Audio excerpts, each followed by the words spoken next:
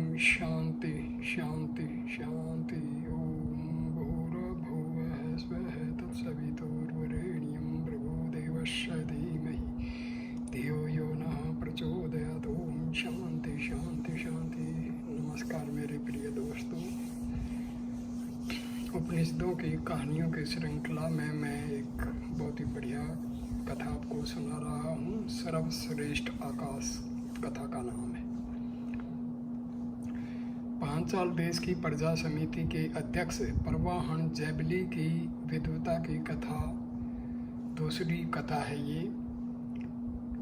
यह उसके उच्च ब्रह्म ज्ञान को सूचित करने वाली दूसरी लघु कथा है। परवाहन जैबली की विद्वत परिषद में देश विदेश के 500 प्रकांड पंडित सदा बने रहते थे। दोपहर के बाद प्रतिदिन वह पहर भर तक परिषद की बैठक करता, जिसमें अनेक शास्त्रीय विषयों के साथ साथ लौकिक विषयों का भी विवेचन हुआ करता था। राज्य की व्यवस्था में भी उसकी इस विद्वत परिषद का पूरा हाथ था। पंडितों की सम्मति के बिना किसी विवादग्रस्त विषय पर वह निर्णय नहीं करता था। एक प्रकार से उसकी यह विद्वत परिषद ही राजकार्य का भी संचालन करती थी। पंडित ही उसके मंत्री, सभासद तथा सब कुछ थे।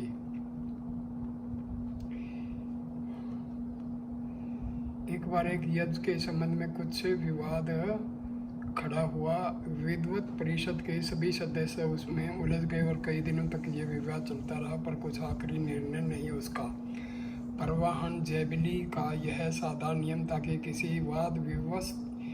विवादग्रस्त विषय पर खुद कभी कोई व्यवस्था तुरंत नहीं देता था। परिषद के प्रत्येक सदस्य को उस विषय पर बोलने का अधिकार रहता था, और वह सब के बोल चुकने के बाद ही वह स्वयं निर्णित नहीं हो पाता था, तब वह स्वयं कुछ व्यवस्था देता था। संयोग से यह विषय भी ऐसा ही पेचीदा आ पड़ा कि परिषद के सभी सदस्यों के कई बार लगातार कई दिनों तक बोल चुकने के बाद भी कुछ निर्णय नहीं हो सका कि तथ्य क्या है। तब आखिरकार निरुपाय होकर राजा ने उस विषय को स्वयं सुलझाने का भार लिया। विद्वत परिषद में उपाध्यक्ष के पद पर दल्भ के पुत्र दालम्य चकितायन तथा शिलावत के पुत्र शालावत्य शिलक नाम के दो विद्वान पंडित भी थे। राजा ने इस विषय पर निर्णय होने के लिए एक उप समिति बनाई, जिसमें अपने शिवा उक्त दोनों पंडितों को भी नियुक्त किया। तीनों व्यक्ति शिलक, चकितायन तथा स्वयं राजा परवाहन जैबली इस विवादग्रस्त विषय पर निर्णय देने के लिए विचारार्थ सभा मंडप से दूर एक बंद प्रकोष्ठ में बैठ गए और परस्पर तर्क वितर्क करने लगे। वास्तव में यह तीनों ही व्यक्ति उद्गीत के विषय में परम निपुण तथा अनुभवी थे। उद्गीत कहा जाता है ओंकार संबंधी कुछ मंत्रों के समूह को, जिसका विस्तृत प्रकरण सामवेद में आया है। उप समिति की बैठक में तीनों विद्वानों ने विवादी विषय पर विवेचन प्रारंभ करते हुए परस्पर बताया कि हम में से तीनों ही इस विषय के प्रकांड पंडित माने जाते हैं। अच्छा होगा कि एक एक कर्म से अपने विचारों को प्रकट करें। राजा परवाहन जैबली ने विनीत स्वर से कहा, महानुभाव, हम अक्षत्रिय जन्म हैं, आप श्रद्धेय ब्राह्मण जन्म हैं और हमारे कुल पूज्य हैं। इसलिए यह अच्छा होगा कि आप दोनों उद्गीत की चर्चा प्रारंभ करें और मैं श्रद्धापूर्वक उनको श्रवण करता चलूं। आप लोगों के सामने मुझे विवाद में पड़ना उचित प्रतीत नहीं होता।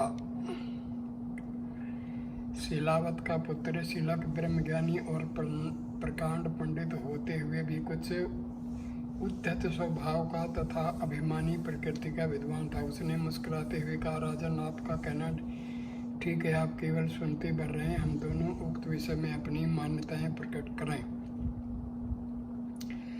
दल्भ के पुत्र चकितायन ने भी कुछ सहमति स्वर में राजा की बात का अनुमोदन करते हुए कहा, ठीक है, जब हम दोनों विद्यमान है तो श्रीमान को इस विषय में पढ़ने की कोई विशेष आवश्यकता नहीं। राजा चुप होकर दोनों ब्राह्मण पंडितों का मुंह ताकने लगा। थोड़ी देर तक चुप रहने के बाद आकाश की ओर देखते हुए शिलाक ने चेकितायन के साथ कहा, आर्य, यदि आप अज्ञात हैं तो मैं कुछ प्रश्न आपसे करूं। इस तरह प्रश्नोत्तर में ही सब विषय स्पष्ट हो जाएगा। चेकितायन ने कहा, शिलक, तुम प्रसन्नता से मुझसे उद्गीत के विषय में कुछ पूछ सकते हो। शिलक ने थोड़ी देर चुप रहकर पूछा, महानुभाव दालभ्य, मैं आपसे यह जानना चाहता हूँ कि शाम की जाति क्या है। चेकितायन ने बिना रुके हुए प्रबुद्ध स्वर में कहा, सवर। उस सवर की गति क्या है? शिलक ने कुछ रुककर पूछा। चेकितायन ने फिर उसी प्रकार उत्तर दिया, क्या यह भी मुझे बतलाना होगा कि सवर की गति प्राणवायु है? शिलक ने कुछ शीघ्रता प्रकट करते हुए कहा, महानुभाव दालभ्य, मुझे भी यह ज्ञात है कि सौर की गति प्राणवायु है, पर मेरे पूछने का आशय यह है कि उस प्राण का आधार क्या है। चेकितायन ने तनिक रुक कर उत्तर दिया, आर्य शिलक, उस प्राण का आधार अन्न व भोजन है, क्योंकि उसके बिना प्राण की रक्षा कथमपि नहीं हो सकती। शिलक ने कुछ देर तक चुप रहकर फिर पूछा, महानुभाव दालभ्य, आपने यह बहुत ठीक बता कि प्राण का आधार अन्न व भोजन है, पर मैं साथ यह भी जानना चाहता कि अन्न का आधार क्या है। चेकितायन ने प्रवाहन जैवली की ओर देखकर मुस्कुराते हुए कहा, राजन, हमारे मित्र को यह नहीं मालूम कि अन्न का आधार क्या है। इस बात को तो एक मामूली कृषक भी जानता होगा कि अन्न का आधार जल है। बिना जल के अन्न की सत्ता नहीं रह सकती। सर्वश्रेष्ठ प्रवाहन जैवली ने मुस्कुराते हुए कहा, महानुभाव दालभ्य, तत्व विनिर्णय में प्रतिवादी की बातों का उत्तर देना धर्म है, उसके तर्क का मुकाबला उड़ाना अनुचित है। बात मामूली हो या बड़े महत्व की हो, जो कुछ वह पूछ रहे हैं उसका उत्तर दीजिए।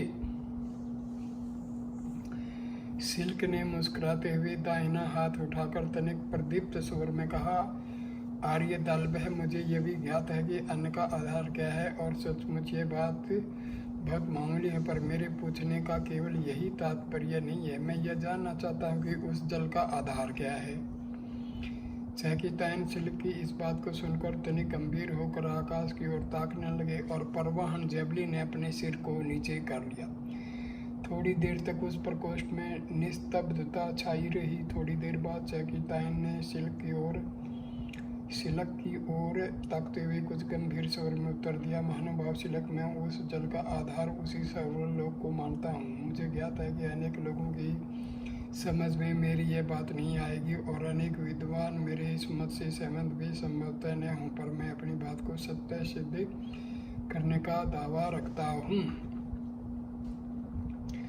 चेकितायन दालभ्य की इस निश्चय भरी वाणी को सुनकर प्रवाहन जैवली ने जमीन से आंखें उठाकर आसमान में लगा दी और सालावत्य शिलक कुछ विस्मय भरी चेष्टा में थोड़ी देर तक दाहिनी ओर ताकता रहा। थोड़ी देर तक चुप रहने के बाद चेकितायन ने फिर कहा, आर्य शिलक, क्या आपको मेरी इस बात पर कुछ संदेह है? यदि ऐसी बात हो तो मैं इसे सिद्ध कर सकता हूँ। प्रवाहन जैवली ने विनीत स्वर में कहा, महानुभाव, आपका उत्तर ठीक हो सकता है। शालावत्य शिलक थोड़ी देर चुप बने रहे और फिर चेकितायन दालभ्य की ओर दाहिना हाथ उठाकर निश्चय भरे स्वर में बोले, तात दालभ्य, में उस सर्वलोक का आश्रय क्या है, इस बात को भी आपसे जानना चाहता हूँ। चेकितायन चुप हो गए। प्रवाहन जैवली ने मुस्कुराते हुए कहा, आर्य शिलक, आपका यह प्रश्न बहुत सामयिक और सीधा हुआ। थोड़ी देर तक सारे प्रकोष्ठ में नीरवता छाई रही। चेकितायन चुपचाप भीत पर बने हुए चित्रों को निखारते रहे। फिर उगते हुए स्वर में सालावत्य शिलक ने पूछा, महानुभाव दालभ्य, आप मेरे इस प्रश्न का उत्तर क्यों नहीं दे रहे? चेकितायन दालभ्य ने कहा, आर्य शिलक, हमें सवर्ण लोक से आगे नहीं बढ़ना चाहिए। सालावत्य शिलक ने विस्मय भरे स्वर में कहा, आर्य दालभ्य, मैं आपकी इस बात का कुछ प्रयोजन ठीक नहीं समझ रहा हूँ। चेकितायन दालभ्य ने कहा, महानुभाव शिलक, हम जिस शाम की विवेचना करने के लिए यहाँ बैठे उसका संस्थापन भी उसी स्वर्ग पर हुआ है। वह स्वर्ग ही सबका आधार है। हम सभी उस शाम की उपासना स्वर्ग के रूप में करते हैं। इस तरह को हमें स्वर्ग से आगे बढ़ाने का कोई कारण नहीं दिखता। वही हमारी स्थिति और गति की चरम सीमा है। चैकितायन की बात सुनकर परवाहन जबली कुछ विस्मित मुद्रा में सिलक की ओर ताकने लगे और सिलक मुस्कुराते हुए विनम्र स्वर में बोले, महानुभाव दालभ है, आपने श्याम की जो प्रशंसा बतलाई है उससे तो मुझे यही अवगत हो रहा है कि आज आप श्याम को अप्रतिष्ठित बना रहे हैं। शास्त्र चिंतन में हमें उसकी प्रतिष्ठा की रक्षा भी करनी चाहिए। चाकितायन दालभे की सिलक की बातें कुछ अटपटी सी चाकितायन दालभे को सिलक की बातें कुछ अटपटी सी लगी। वह प्रबुद्ध स्वर में अक्षोभ प्रकट करते हुए बोले, आर्य सिल्क, हम जैसे विद्वान को ऐसी बेतुकी बातें नहीं करनी चाहिए। मैं नहीं जानता कि मेरे शब्द से शाम की अप्रतिष्ठा व्यक्त हुई है। मैं तो स्वप्न में भी शाम की अप्रतिष्ठा कभी नहीं करता। यह आपका अपना विचार है होगा। हमें इतना गंभीरता शून्य नहीं हो जाना चाहिए।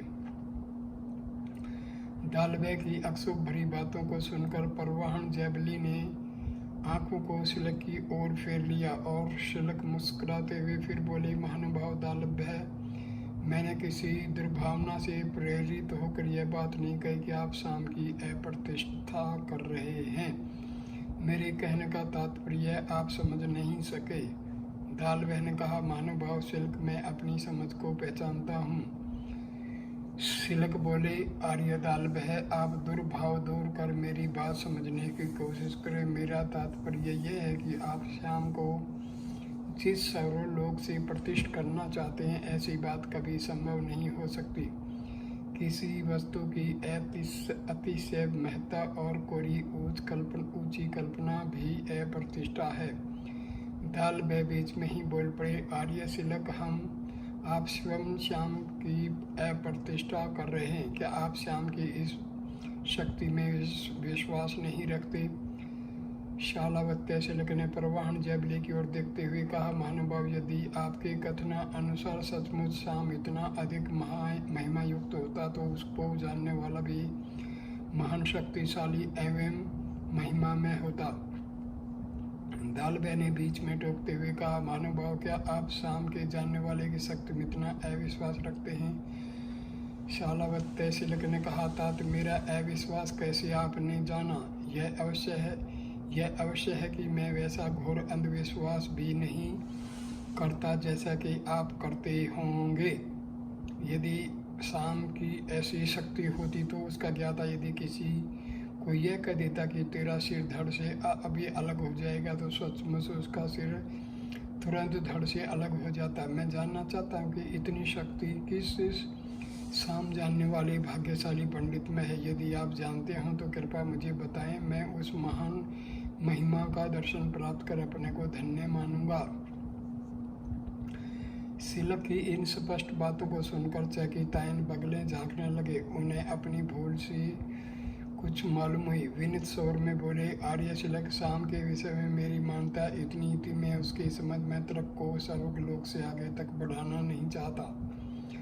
परवाहन जैबली चुपचाप चैकितायन के उदास मुख की ओर ताकने लगे और शालावत्य सिलक मुस्कुराते हुए बोले, तात दालभे, मैं ऐसा नहीं मानता कि शाम के संबंध में आपके कथनानुसार सर्वलोक से आगे नहीं बढ़ना चाहिए। आप चाहें तो मुझसे इस विषय में और भी पूछ सकते हैं। चैकितायन ने कुछ देर तक चुप रहने के बाद विनम्र स्वर में कहा, आर्य सिलक, मुझे सचमुच बड़ी प्रसन्नता होगी यदि आप सर्वलोक से आगे का रहस्य इस संबंध में मुझे समझाएंगे। मैं मानता हूँ कि इस पृथ्वी तल पर अपने ही को सब तत्वों का एकमात्र जानकार नहीं समझ लेना चाहिए। परवाहन जैबली को चैकितायन की इन निश्चल बातों से कुछ प्रसन्नता हुई। मुस्कुराते हुए विनम्र स्वर में वह बोले, महानुभाव दालभे, आपका कथन अभिनंदनीय है। जानकारी की कोई सीमा नहीं होती। एक ही व्यक्ति संसार की सारी चीजें नहीं जानता। शालावत्य सिलक ने चैकितायन दालभे की ओर इशारा करते हुए कहा, तात यदि आप इस संबंध में आगे कुछ रहस्य और जानना चाहते हैं तो मुझसे प्रश्न कर सकते हैं। चैकितायन दालभे ने विनीत स्वर में कहा, आर्य सिलक, मैं केवल यह जानना चाहता हूँ कि उस सर्वलोक का आश्रय आप क्या मानते हैं? शालक्य सिलक ने मुस्कुराते हुए परंतु उत्तर दिया, तात चकितायन, मेरी दृष्टि में उस सौरलोक का भी आश्रय स्थल यही पृथ्वी है। चकितायन दालबा ने थोड़ी देर तक चुप रहकर सिलक के उत्तर को अपने सिर हिलाकर स्वीकार करते हुए फिर प्रश्न किया, आर्य सिलक, क्या मुझे कृपा करके यह भी बता सकते हैं कि इस पृथ्वी का आश्रय स्थल क्या है? दालबे की बात सुनकर सिलक की बुद्धि चकराई। उन्हें यह गुमान नहीं था कि तर्क की श्रृंखला इसके बाद भी जाएगी। कुछ देर तक भली भांति सोचने विचारने के बाद उन्होंने उत्तर दिया, तात यह पृथ्वी ही सबका आश्रय स्थल है, हमें इसके आगे नहीं बढ़ना चाहिए। क्या आपको यह नहीं ज्ञात कि इस धरती पर शाम भी प्रतिष्ठित है? यही कारण है कि प्रतिष्ठा कहकर उसकी स्तुति भी की जाती है। शालावत्य सिलक की इस तर्क प्रणाली को देखकर चकितायन दालबा ने चुप हो जाने में ही अपना कल्याण माना, क्योंकि सचमुच पृथ्वी के आश्रय स्थल का सच्चा ज्ञान उन्हें भी नहीं था। पर परवाहन जबली को सिलक का तर्क पसंद नहीं आ रहा था। उसने बीच में ही अरुचि प्रकट करते हुए कुछ बोलने का इरादा प्रकट किया, पर सिलक अभी बोलते चले जा रहे थे। आर्य दालबा है, मैंने सर्वलोकाश्रय जो पृथ्वी को बतलाया उसका और कारण भी लीजिए। सर्वलोक का निर्वाह मनुष्यों के किए गए यज्ञ, हवन, दान आदि सत्कर्मों के द्वारा होता है, पर उन सब सत्कर्मों का अनुष्ठान व विधान इसी धरती अथवा पृथ्वी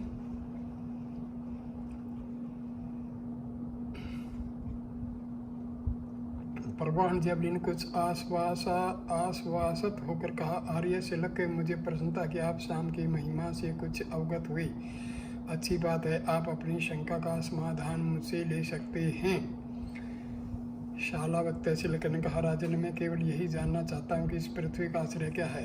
परवाहन जावली ने स्वाभाविक स्वर में कहा, आर्य सिलक, इस पृथ्वी का आश्रय आकाश है। संसार के समस्त लोक और समस्त प्राणी इसी आकाश से ही उत्पन्न होते हैं और अंत में उसी में मिल जाते हैं। यही ब्रह्मांड भर में सबसे विशाल और सबसे श्रेष्ठ है। इस परम व्यापक आकाश को पर ब्रह्म स्वरूप माना गया है।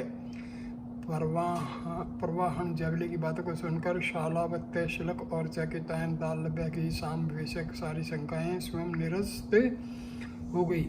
वे दोनों सुप्रसन्न मन से मुस्कुराते हुए बोले, हे राजन, सचमुच यह आकाश ब्रह्मांड में सबसे विशाल, सबसे श्रेष्ठ और ब्रह्म व्यापक है। शाम की अवस्थिति भी इसी पर है।